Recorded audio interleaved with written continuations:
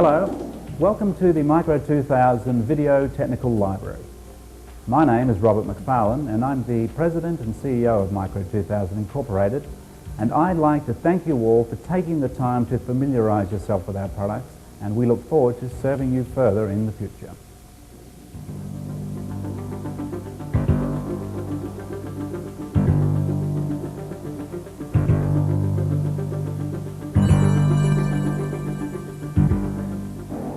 Hi, I'm Chris Huffman, Vice President of Engineering for Micro 2000, and this tape is going to be about troubleshooting computers.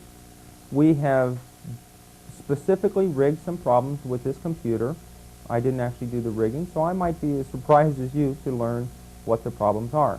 However, we're going to use a program to go through and debug all of the problems that exist in the computer. What we're going to start with is ensuring that the computer, whether or not the computer is actually bootable. We're going to use this device, the post probe. So we put the post probe in the computer like this, and then we turn it on. And if the motherboard is functioning properly and all of the cards are functioning properly, at least to the point where it will boot to software, then the post probe will go through all the codes and end up on 00. That would tell me that the motherboard has passed its post-test and is attempting to boot to the hard drive. And it is indeed at 00, therefore we know that it's attempting to boot to the hard drive. If we look on the video screen, you'll notice that it says missing operating system. This indicates that there is a problem with the hard drive on this computer. So there's one of the problems with this computer. We'll go ahead and turn the system down and use a software diagnostic microscope to debug the problems on the hard drive. So we place the microscope in the A drive. It is an operating system independent diagnostic, so it will boot the computer to its own operating system. We come up to a loader screen that allows us to either test base memory or load the diagnostic. We're going to load the diagnostic.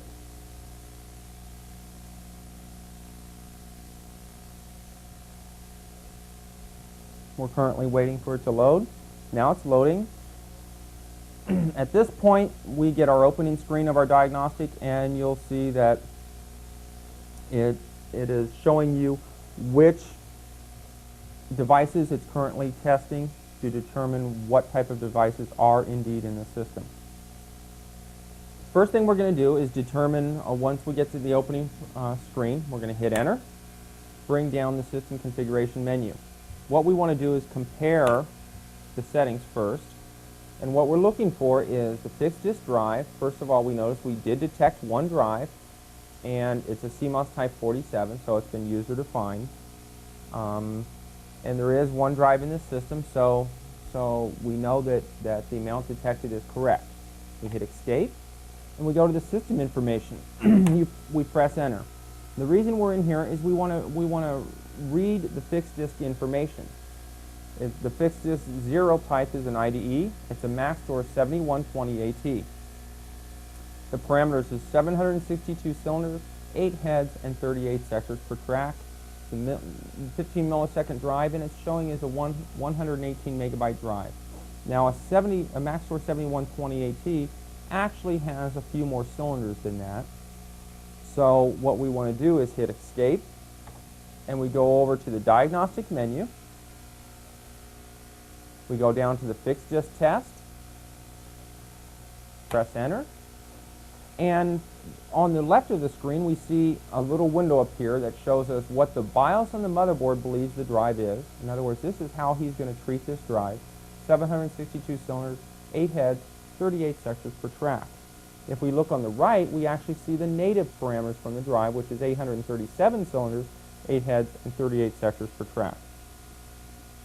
So we automatically know that the CMOS is not set correctly for the system because the BIOS does not know what the drive actually is.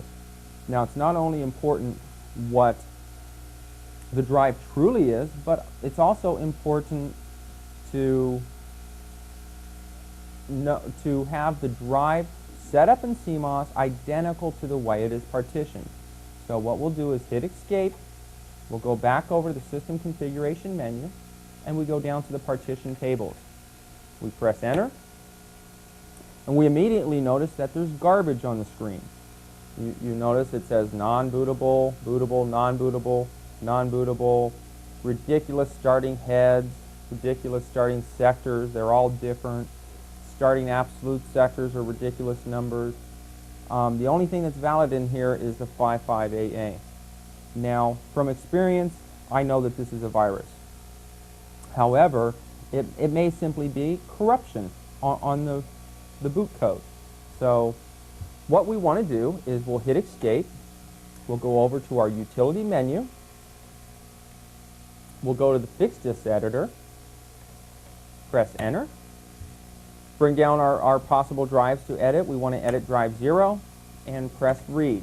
This actually allows us to see the information that is in Sector 1 on the drive. And if you can see here, it is a boot code of some type. If we page down, we do see that it is a 55AA. However, this is not a valid boot sector for a hard drive, because this information down here, starting at offset 100, should all be zeros until the point where we get to 01 Baker Echo, and then that's where your partition table begins. If you notice, there's a lot of code in here. That tells me that this is indeed some kind of a virus. Now, what we need to know is how many sectors per track is this drive truly. That's the first thing we need to know. We know it's currently set for 38, but we need to know if that's correct. So what we'll do is we press F to do a find. We go to hex string, we press Enter, and we're going to search for an F8, because the F8 is what the FAT begins with. So it's set for F8. We tab down, search equals true. We set the starting offset to 0, starting search sector length of 1. We only want to search 1 byte of each sector, starting at offset 0, looking for a FOX8, because we know that the file location table must begin with a FOX8 on a hard drive. So we press Enter, and we immediately notice that we found this on head 1, sector 2. If you notice, the next axis down the bottom says drive 0, cylinder 0, head 1, sector 2. Now, knowing that the partition table exists on head 1, sector 1, the one sector before the FAT, that makes sense, because normally the partition table starts on head 1, sector 1, and the FAT will normally start on head 1, sector 2. Now, since this drive is set up as 38 sectors per track, this obviously is correct. 38 sectors per track is the right value.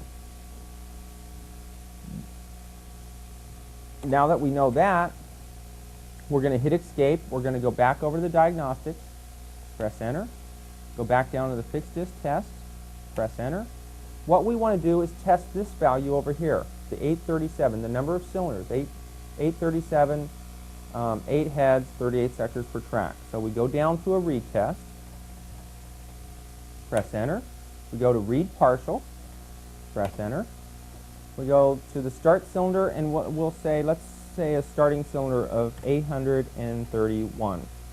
We'll do an end cylinder of 839, start head of 0, and end head of 7.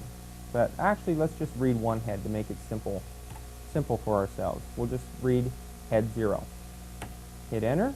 We're reading 32. Now, if you notice, we got errors. I'm going to go ahead and turn off this auto mapping here because we didn't stop on the screen. I disable the auto mapping, and I'll try this again. 831. The end head will be 8. The end cylinder will be, let's say, 843. That's fine. Start head of 0 and end head of 0. This way, we're only reading one head of each track. We're just looking for how many total tracks are on this drive at this time. We hit Enter, and as soon as it gets to, if you notice, as soon as it gets to cylinder 837, sector 1, it says sector not found. So we have truly ran out of drive. In other words, this drive is 837 cylinders. It's 0 through 836. That's why as soon as we got to 837, it failed. So we now know that the 837 is a true value for this drive. If we hit escape, we can go back to the partial when we can try another test on the number of heads. We can try 831, end cylinder of 831, start head of 0, and end head of 20. And we start reading again to see how many true heads are on here. And as soon as we get to head 8, it fails. That means that there's only 8 heads, 0 through 7. So now we know that the native values showing under the, up in the top left window of 837, 8, and 38 are indeed true parameters for the drive. We hit escape. The next thing to do to this drive is we need to reconfigure the CMOS to set the CMOS to these parameters, 837, 8, and 38. So we're going to hit escape and get out of the program to where we get to reboot.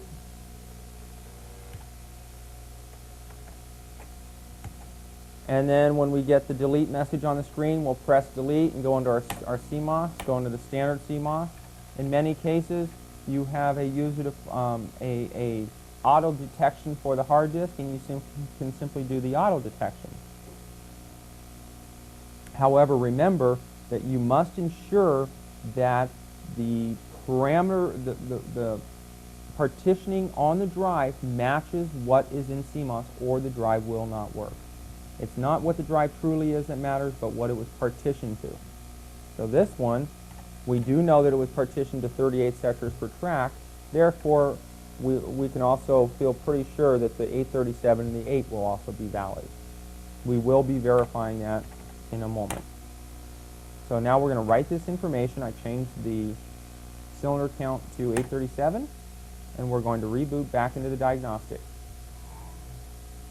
As soon as we booted, now that we've corrected the CMOS problem, now we're going to look for, we have to remove a virus from the partition, and then we're going to have to do some rebuilding of the partition in order to get this drive to function again. These are very common problems with systems, especially with viruses. It seems like everybody, there's a lot of people out there that like to write viruses for some reason. We're not sure why, but I'm not sure they're sure why. Okay, once we're back up, we're going to go back to the system information and just do a quick check. Now, if you notice, the parameters here show 837, 8, and 38, 15 millisecond. It's a 130 megabyte drive. That's what we know this drive is. So now we know that that information is probably correct. And I do indicate probably because we have to, again, if we go down to partition tables and press enter, what we want to do is make sure that the drive is set up to what this partition originally was. Right now it's garbage, but in a minute it won't be. So our next step is we have to clean up this partition information. The first thing we can do is you hit escape. In this particular program, we'll go over to utilities. We'll go down to rebuild master boot. Rebuild master boot will simply put a generic boot code on the bootloader. It makes it very simple. You pop up a warning, you press Y to do the write, and then if we go up to the fixed disk editor, we can verify that it now has boot code by rereading drive 0. And if you read it, you'll notice now it says on the right here, invalid partition table, error loading operating system, missing operating system. So now we have some valid boot code. If we page down, you'll notice we still have garbage in here. We want to get rid of this garbage. So we could simply go to M for modify, page down, and zero this out. And just hold on to 0 and allow it to zero out all of this area. Another way to do it would be to go read a sector with all zeros and then write that sector over this sector and then do the rebuild master boot. You can do it either way that you're more comfortable with. I'm doing this just for the purpose of the demonstration, so you know exactly what information to get rid of and what information you want to keep. When I'm done here, the only information that will be left in the lower half of this sector will be 55AA. 55AA is a boot signature, and it must be there in order for the hard drive to be bootable. So now we've cleaned this off. We hit escape, we hit W to write it, we hit Y to say yes and ensure it writes, and then we do a reread of it. Here's the top half, here's the bootloader, we page down, it's all zeros, and there's our 55AA. So now we've cleaned off the virus. It was that simple. However, we now have to rebuild this partition. We have to have certain information regarding the partition. We're going to go back over to system configuration. We're going to go back down to partition tables. Press enter. Now this information looks a little better. They're all non-bootable. The starting heads are all 0, the partition types are unknown, but the boot signature is still there. It's a 55AA. Now, because we zeroed out that bogus information, that incorrect information in here, we need to rebuild proper information. So we're going to press E to edit. Now we know this partition was originally bootable, so we'll say bootable for the first partition. Starting head, we know the starting head is 1 because we found the FAT on sector 2 of head 1. Therefore, the volume would start on sector 1 of head 1, the volume boot sector. Therefore, this is what the master boot record points to, is the volume boot sector. So the volume boot sector is going to be located on head 1. Starting sector will be 1. Starting cylinder is 0. Let's call this partition type. We'll start with, we know it was originally, I know it was originally a DOS partition, so we'll say it's a big DOS partition. The ending head, since our number of heads are 8, the ending head would be 7. The ending sector will be 38 because there's 38 sectors per track. The ending cylinder, for now, we'll say it's the whole drive, and we'll say 835 because the way it works is if you have 837 cylinders, you have cylinders 0 through 836, and then DOS does not use the last cylinder of the drive, therefore it's actually 0 through 835 that it uses. That's because the last cylinder of the drive is reserved for diagnostic use. We do test that cylinder. You can test it, but you do not, your partitions will never use it. Now start absolute sector. The start absolute sector on the first partition will be equal to the number of sectors per track, which is 38. And the total number of sectors in the partition. The total number of sectors in a partition you calculate based on the heads times the cylinders times the total cylinders in the partition times the total number of sectors in the partition, and that's how you calculate the total number of sectors, which would be 835 times 8 times 38, and then you have to minus the 38 sectors that come right before the partition, if that makes sense. So actually you have 0 through 835 would be 836 cylinders. You have 8 heads and 38 sectors per track, so it's 836 times 8 times 38 minus the start absolute sector, which is 38. Now I'm not sure what that is. I have to calculate it out. For now I'm just going to put in a value of 666666. We'll correct that in a minute. Now that we've put some information in here, especially the pointers to the partition, we can now attempt to access the partition table, the volume boot sector. So we press P for partition. We hit escape out of the edit first. We have to write the information. Press Y to actually implement the write. Then we press P to go to partition 0. We hit enter. We'll also notice that the partition information is all invalid. It doesn't have a valid boot signature. The whole sector has basically been zeroed out. This again is going to have to be repaired. What we can do, since the volume boot sector is missing, we can actually take a volume boot off of a floppy disk and then make some modifications to it. So how we would do that is hit escape. We go over to the utilities menu. We go to the floppy editor, hit enter, do a drive select, and I've put a disk in my A drive, and the disk I've put in is a 1.44. So these parameters over here are correct, 3.5, 1.44. Now I'm going to go to the media select, which is actually valid. And I'll go to accept params. I hit enter, and I hit R for read.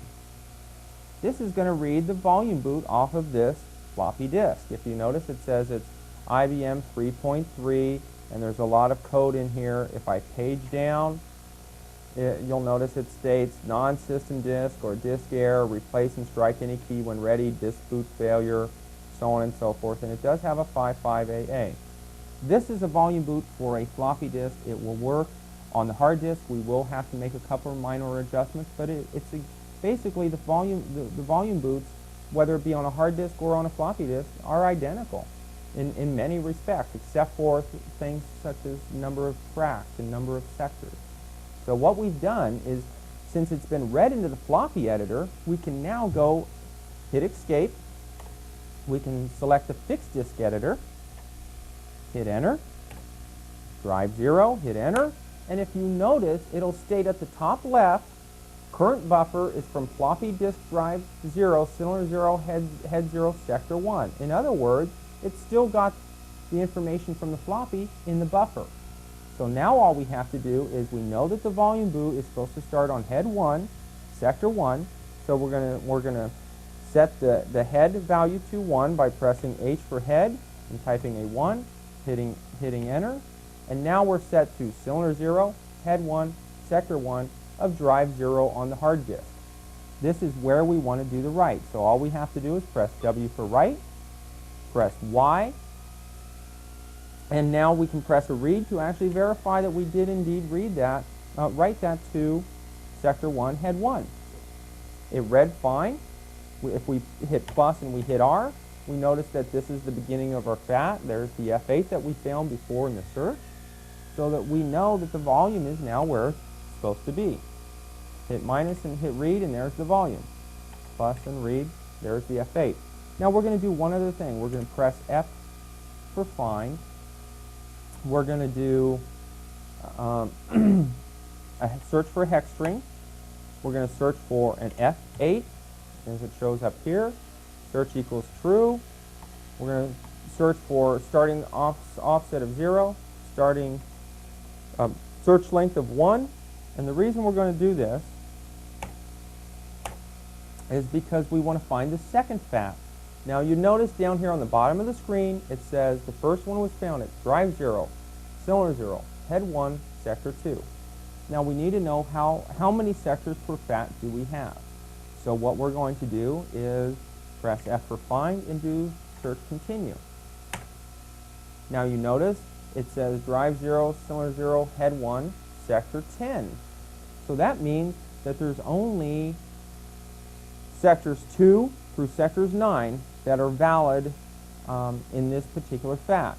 That's very interesting. That's very few sectors per FAT, which would tell me that maybe we have a very small partition on the beginning of this drive. We can verify that by searching for a directory. What we can do is press F for find, go to the hex string search, hit enter.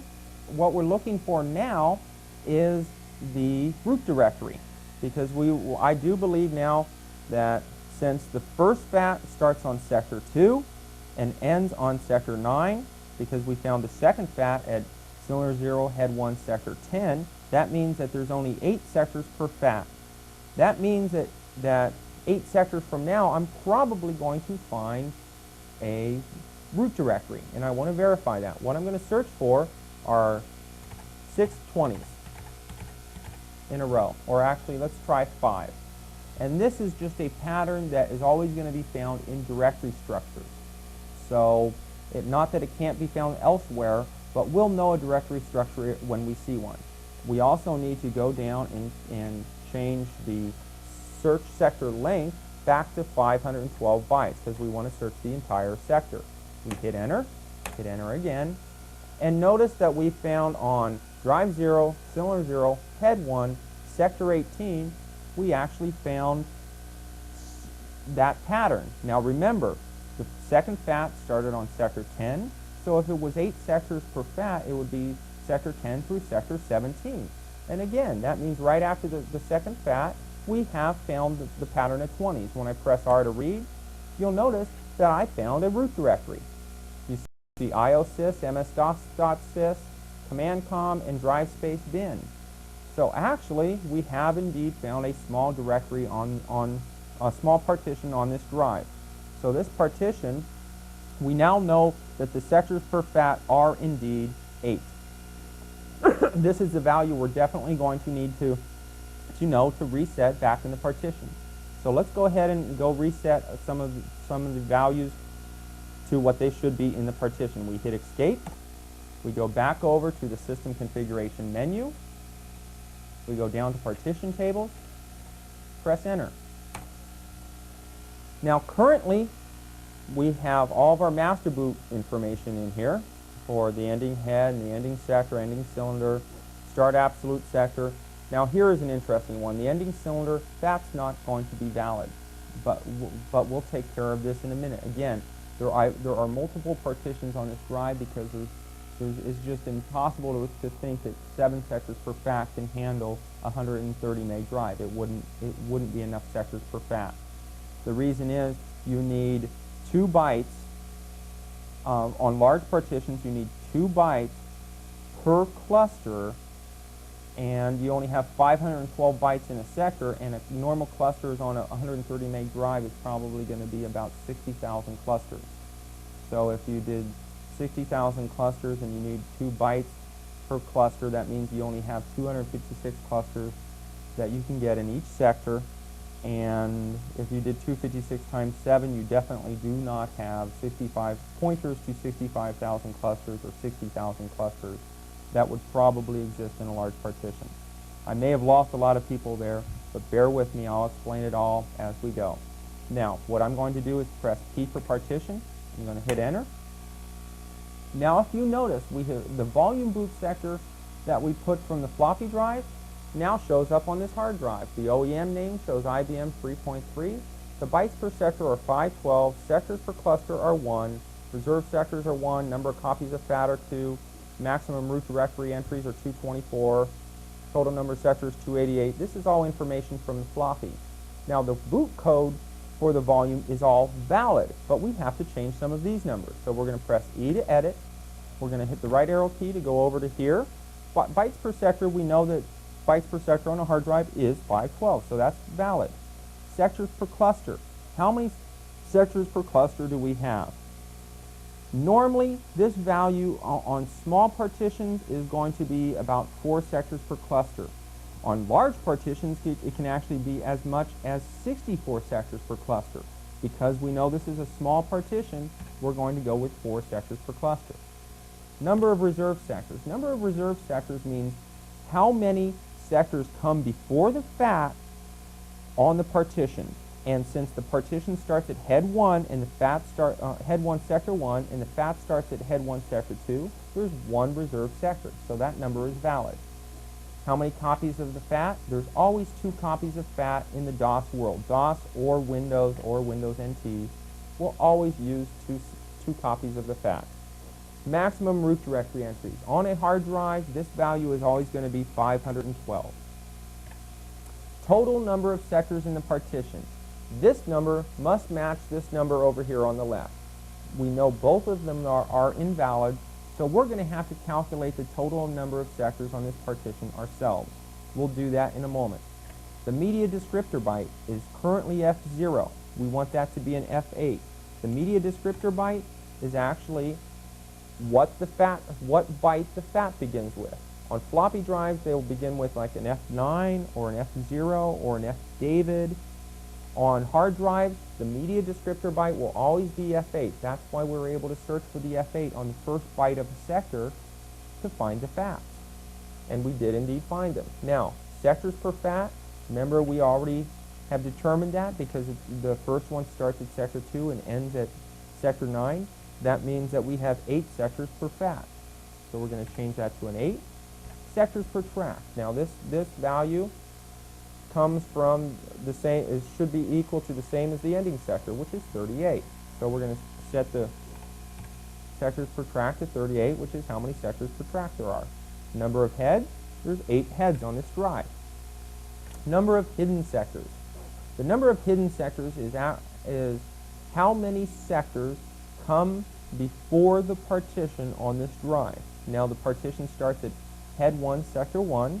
We know that, so that means that all of head 0 is hidden on this particular drive. So that means that there is 38 sectors, because there are 38 sectors per track. There's 38 sectors on head 0 that are hidden from the partition.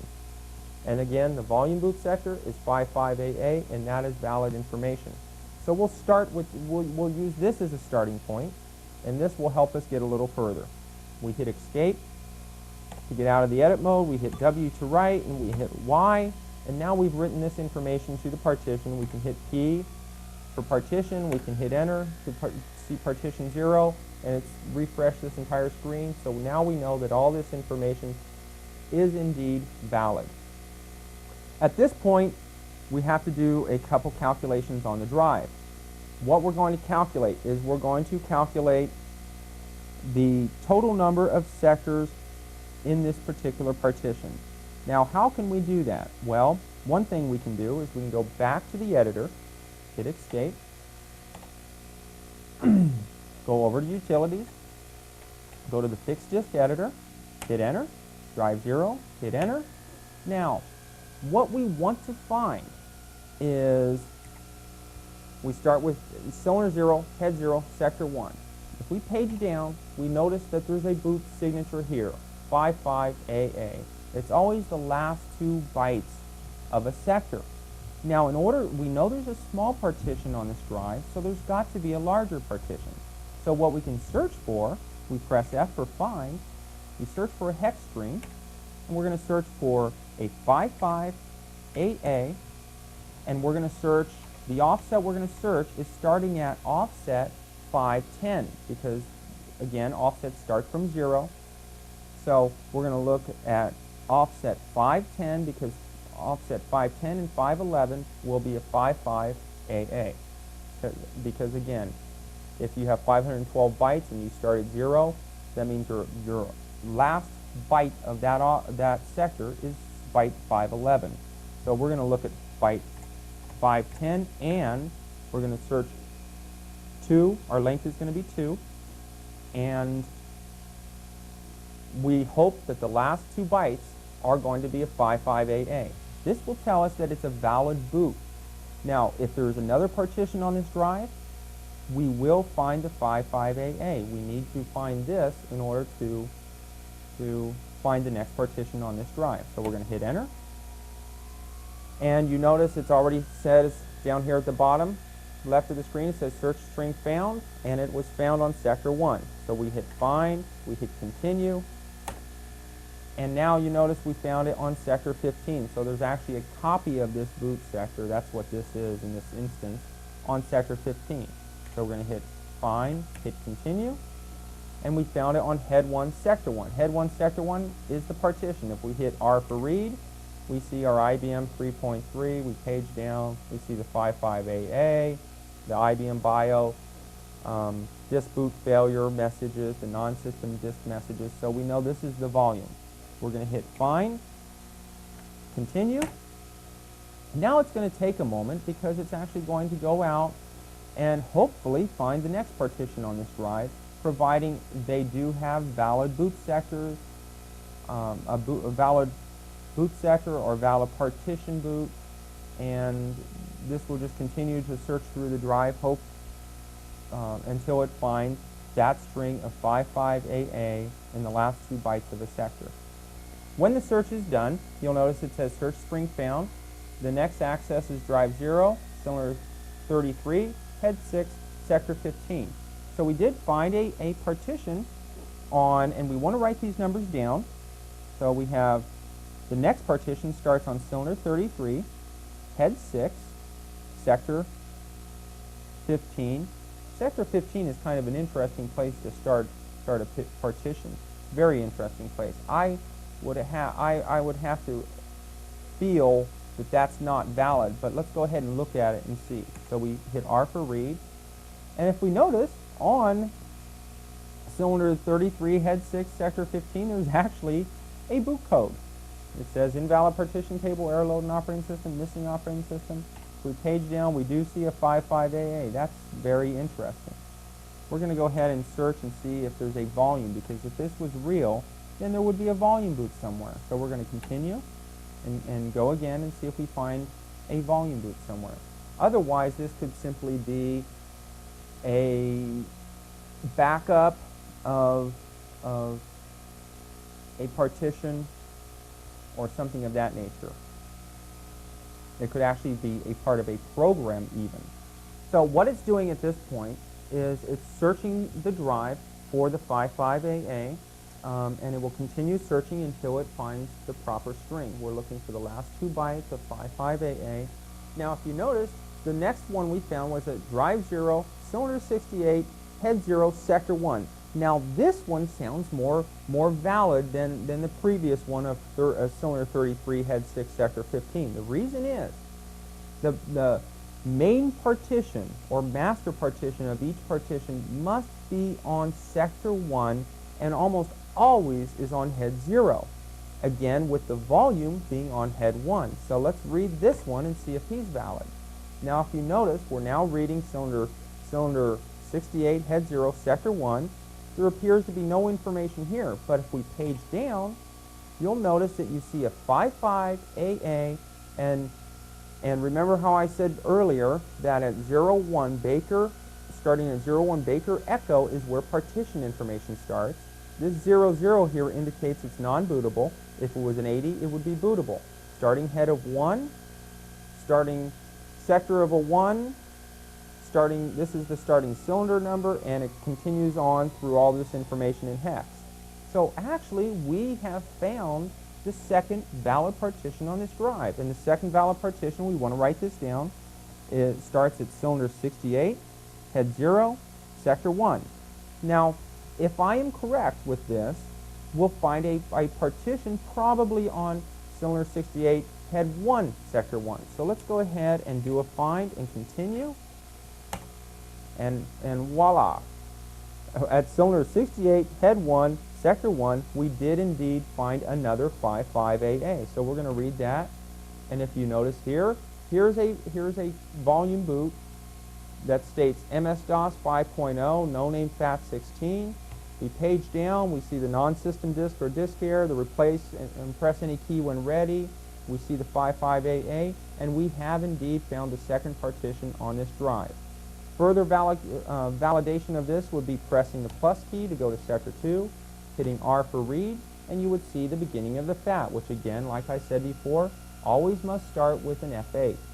Now, since we know that the second partition on this drive starts at cylinder 68, head 0, sector 1, that's where we want to point the master boot record to, is cylinder 68, head 0, sector 1.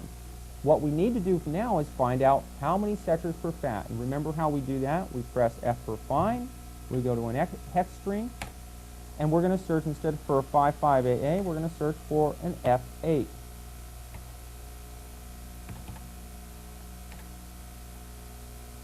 And we're going to search starting at offset 0, and we know that it must be the very first byte in the partition, and we're only going to want to search 1 byte. So what we're doing is we're now reading, if you notice the bottom of the screen, cylinder 68, head 1, sector 2, which is the beginning of the first FAT. The next F8 we find at offset 0 of a sector will be the second FAT. So we hit enter. Okay, now we found the second FAT at cylinder 68, head 7, sector 1. To verify that, and again, remember, cylinder 68, head 1, sector 2 is the beginning of the first FAT for this partition. So we know the partition begins on cylinder 68, head 0, sector 1. The FAT begins on cylinder 68, head 1, sector 2. And it ends on cylinder 68, head 7. Actually, it would end on head 6, sector 38, because the second FAT is found at cylinder 68, head 7, sector 1. I hope that makes sense. So what we will have to be calculating, we're writing all these numbers down so that we can calculate the exact number of sectors per FAT from these values, and the partition sizes from these values, and we will be using this to reset the information in the partition and make this drive bootable again. So I've written down all these numbers, and I believe this is everything we really need from this area. Now we can go back into the partition and start using some of our calculated values. Let's hit escape. We go back over to system configuration. We go to the partition tables. We hit enter. We press. First of all, what we're going to do, this first partition we now know is not the only one on the drive. There are 2 partitions on the drive. So we're going to set partition 1 to the proper information. We press E for edit. We go to partition 1. It was non-bootable because we saw the 00 where the boot signature should be, which is, again, either a 0 or an 80, indicating non-bootable or bootable. 80 is a bootable, 0 is a non-bootable. Now our starting head will be 0 because we found the next partition, master boot for the next partition at cylinder 68, head 0, sector 1. So the starting head will be 0, the starting sector will be 1, the starting cylinder will be 68. The partition type will go ahead and we'll say this partition type also is a big DOS. This brings up one thing, because this is a small partition, we actually know that this partition is actually like a DOS 16. It's a small type DOS partition. It could even be as low as a DOS 12, since it's such a small partition. But a DOS 16 will work. These values are not that significant. They only tell other programs what kind of operating system it is. So we go back over the big DOS. Our ending head on this partition is going to be 7. Ending sector is always going to be 38. Ending cylinder is going to be, this one is probably going to be a 35. This cylinder, we go back over to this one, and the ending cylinder, because the second partition starts at 68, so we know the ending cylinder of this partition is 67. So we type in 67. The start absolute sector. This is the total number of sectors that come before this partition on the drive. Now again, this partition started with, has 38. However, this start absolute sector is going to be quite a bit more. What you do to calculate that is you take the number of cylinders before 68, which is actually 68 cylinders, cylinder 0 through 67, times the number of heads. So you have 67 times the number of heads, which is 8, times the number of sectors per track, which is 38. And if I calculate that on my calculator, I have 67 times 8 times 38 equals 20,368. So the actual starting absolute sector of this partition is going to be 20,368 sectors, because that's how many sectors come before the partition. And again, the partition starts at 0, 1, 68. Now, the total number of sectors in this partition, we again do not know this at this point. We're just going to put a value of a lot of 5s for right now. And then what we're going to do is try to access this partition, because we have pointers to it now, and we can actually pull in some of this other information if there's a valid partition. And we did see a valid partition there. We did see the MS-DOS 5.0 and a valid partition table. So we'll go ahead and we'll try to read in from there, and we can correct these values now that the pointers are correct. So what we do is hit escape from the edit. We hit W to write this information, Y to implement the write.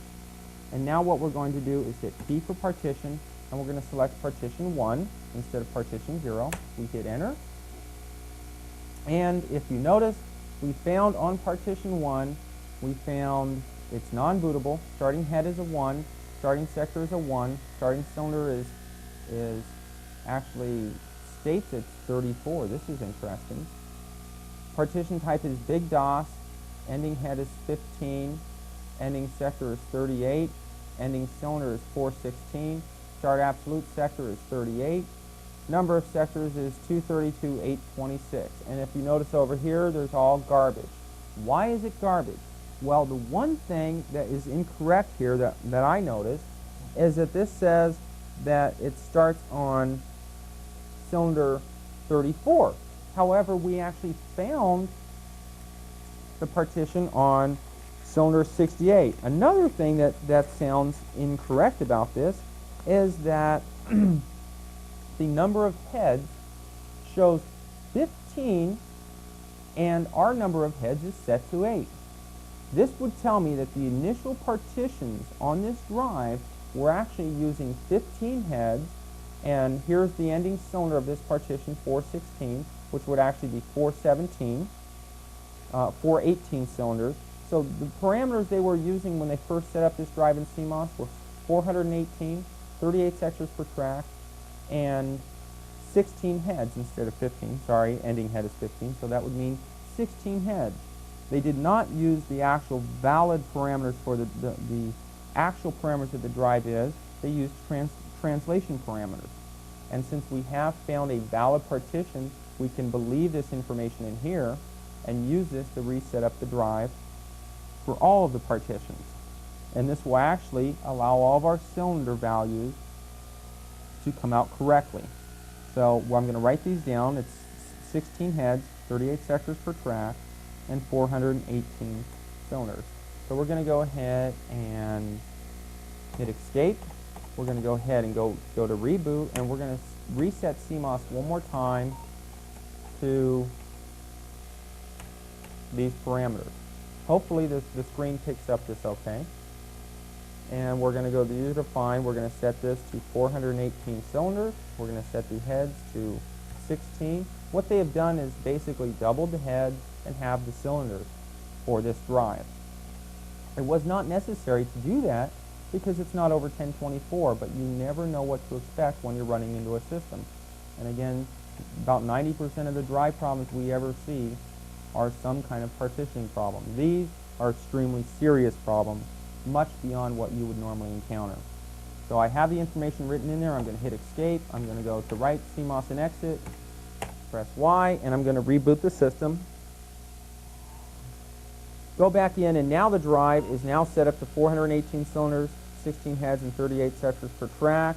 And actually, I still have my volume, my disk in there that I pulled a volume boot off of. So I have to load our program.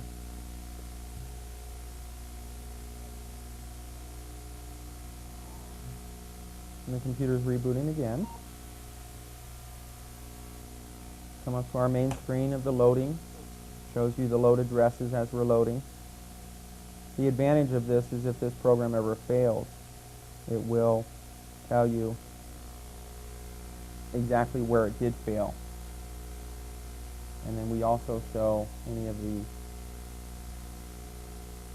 items that we're currently checking, so that if any of those devices have a failure that would cause us not to function, you can call the tech support and actually tell them exactly where it failed on the screen. So now that we're back up, we're going to just do a quick compare. We go to the system information, hit enter, and we're going to look at what the drive parameters show now. And the parameters for the drive now show 418 cylinders, 16 heads, and 38 sectors per track. And this, I would believe, is what the drive is. So we're getting to the root of the problem. We hit escape. We go back to partition tables. We hit enter. Now we're going to have to change a few values in here. We're going to go press E for edit. We're going to go down to the ending head, which now that we know there's 16 heads, or it was originally partitioned to 16 heads, and all partitions must have the same head value and the same sector value. So we know the head value must be, the ending head will be 15 because it's 15 for the second partition. So we change the two values on the head to 15. The ending cylinder on this one will still be, actually we found that the other one stated it was at cylinder 34, so I would believe cylinder 33 might now be the appropriate one. Before it was 0 through 67, we found it on 68, but remember we have doubled the heads, so we have the cylinder. So we're actually coming up with 0 through 33, which is a total of 34 cylinders in this partition. But we'll go ahead and put the ending cylinder as 33. And this ending cylinder, I believe from the information we had before, was 416. And we'll verify that again in a moment. This start absolute sector is going to be correct, and we're going to go ahead and write this information. Hit escape, we hit right, we hit yes. Now we're going to check that partition again. Now that we've changed this pointer, we may be able to read the partition correctly. One other value that we have to change is the 68. We saw when we accessed the partition 1 that it said it started on cylinder 34. So we're going to try cylinder 34 there. We hit E for edit. We go down to the 68, we type a 34, hit the down arrow key so we ensure that the 34 does take. Same thing as hitting enter to acknowledge it, and then hit escape. Now we're going to hit W for write, Y so it actually writes it, and then go ahead and hit P for partition. We're going to look back at partition 1 again. Now that we're on partition 1, you'll notice it says non-bootable, starting head 1, starting sector 1, starting cylinder 34, partition type big DOS, ending head 15, ending sector 38, ending cylinder 416. Start absolute sector is 38. Now this is the start absolute sector between this master and this volume. The start absolute sector on the beginning would be how many sectors come before this master. The total number of sectors in this partition we want to write down. That's 232. 826, so 232,826 sectors. The boot signature is a 55AA, and if you notice, now that we've set all these values correctly in the master to point, and we've set the drive to the proper number of cylinders, look at this volume over here. All of a sudden, all the volume information is correct because now we're pointing to the right partition, or the right volume boot sector. The bytes per sector say 512, sectors per cluster are 4, reserve sectors 1, copies of FAT 2, maximum root directory is 512. If you notice the total number of sectors, which should always equal the number of sectors over here on the left. So this is 232,826. If you look on the right, this is 232,826. So those are valid. The media descriptor byte is F8. That's valid. The sectors per FAT, we have that value. It's 227 sectors per FAT. Sectors per track are 38, number of heads 16, number of hidden sectors 38, volume boot signature of 55AA. These are all correct values, so now I feel very confident that we have pretty much completely restored this drive. Let's hit P for partition. We'll hit the minus key and go back to the master boot record. Hit enter, and we're going to look for a couple other things in here. First of all, we know that the number of sectors in this second partition is now, we're going to hit E for edit, and we're going to go over there. And we know that the number of sectors in the second partition is 232,826 sectors. 232,826 sectors. Because we actually were able to pull that from the partition table that exists out in that partition, which is valid.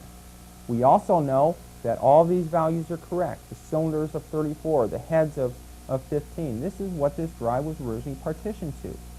Now this leads us to one last thing that we have to do to this drive so that we can use the drive completely again, and that is we have to reset the number of sectors on the first partition, and we have to change a couple other values in the first partition. So we're going to hit P for partition.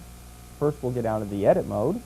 We hit escape to edit. We're going to make sure that we write this information. So we press W for write, Y. Then we hit P for partition. We're going to go to partition 0. Now, what we have to change here is on the left, we have to change the number of sectors, and on the right, we have to change the total number of sectors.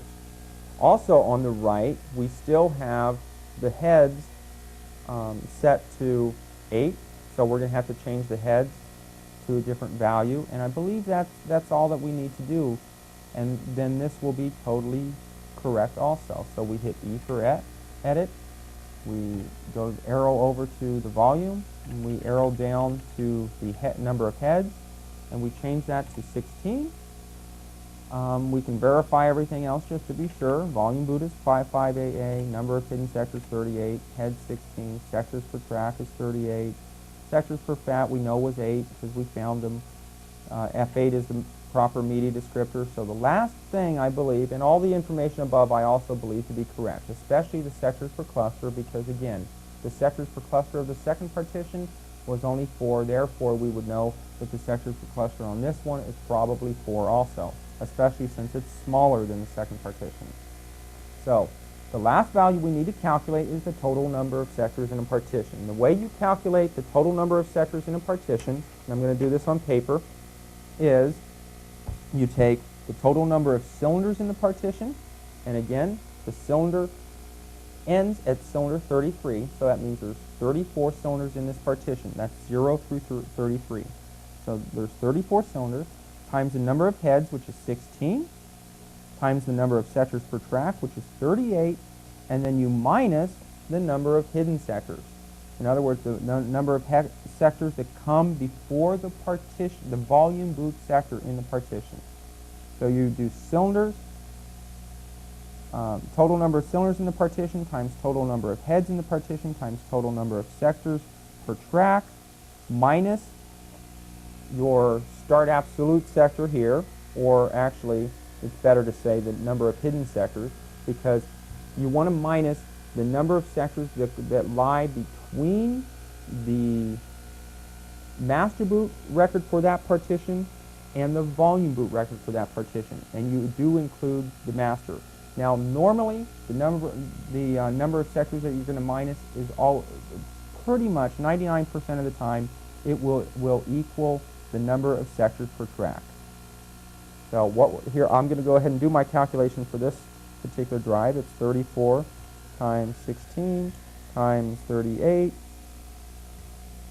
times equals 20,672 minus 38 equals 20,634. And that will be our total number of sectors in this partition, 20,634. And we need to make sure that we set that value both there and in the number of sectors. The number of sectors in the partition table must match the total number of sectors that show in the volume boot sector. So we set that to 0, and then we set 20,634. We hit the down arrow key so it takes, we hit escape, we hit W, and we hit yes to write it. And I believe at this point we have a fully functional drive. All of the information now appears correct. We hit escape. We can do a final diagnostic on it and just go to the diagnostics, go to fixed disk test, hit enter, and if you notice now the native parameters and the BIOS both match. The reason the native keeps changing is because this particular drive is an intelligent drive that will always mimic whatever is in CMOS. However, if you have a cylinder count set too high, in other words, if I had this set to 16 heads, 38 sectors per track, but 1,000 cylinders, he would still only show 418 here because this is his actual total geometry. However, he will mimic the heads and the sectors per track that you set in CMOS, and the cylinders will always be adjusted to account for his total geometry. Now, just to make sure that this drive is fully reading in this sense, we do a butterfly C. And if you notice on the test, it's working perfectly. So my feeling would be, at this point, we're done. So we hit escape to reboot the system. And if I've done my job properly, then the system will now be able to boot to the hard drive. There are no disks in the floppy drive, so it must boot to the hard drive if possible. And it does say starting MS-DOS. Last me for my current time and date, and basically I'm now up on a hard drive at a C prompt. So we now know that we've corrected the situation. This concludes this video, which has covered the majority of problems that you ever run into on hard drives, and those were drives set incorrectly in CMOS, viruses, especially boot sector viruses, and I showed you how simple it is to remove those from the drive, and incorrect information in the partitioning. And these are what most of our problems that we hear in our tech support line These are what most of the problems with the hard drives actually occur. And it also seems to be an area of very little understanding. That's why we come out with these videos, to help you, and you may want to review this video several times. So thank you, and we look forward to bringing you more videos of this type in the future.